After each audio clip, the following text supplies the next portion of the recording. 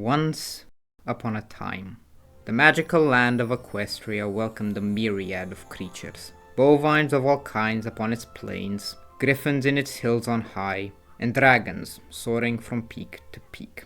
Yet none could truly make this land a home, for sickening monsters ruled its very heart, snuffing out harmony wherever it arose. That is, until one kind of creature reached its shores, though that would take some time.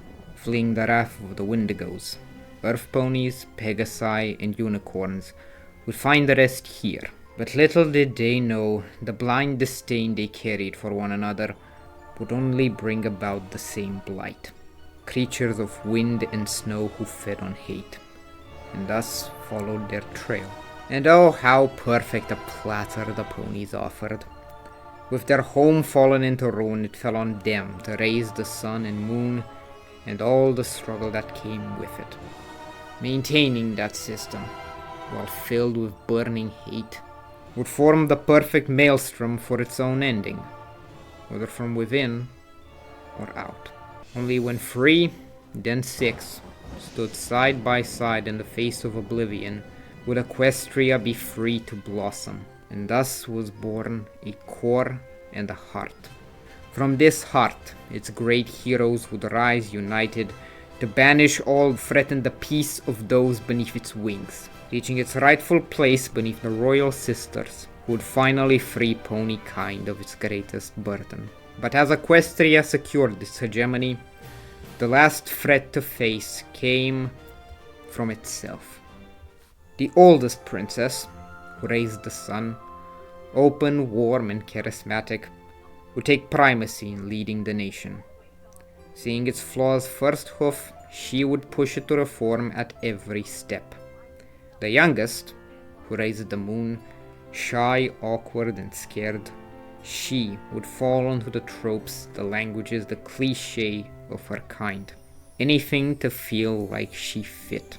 And yet, her sister, who did everything to break that order, was praised by the common pony and swarmed by nobility. The sun always shined brighter, until the night she would not yield a hoof.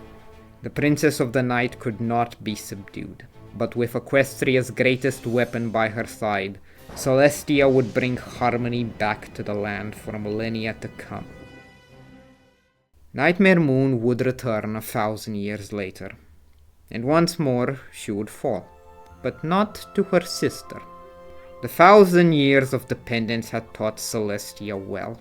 The nation was not hers alone, it could not be hers alone, and so she would not defend it alone. Equestria managed not to simply survive against all the world has had to offer, but thrive amongst its adversity.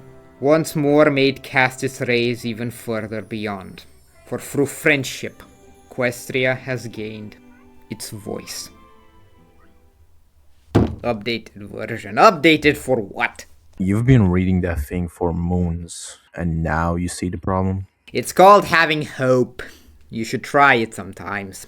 It's just that the world is so much bigger, and we know it's so much bigger. To go through all the trouble just to make it all Equestria again.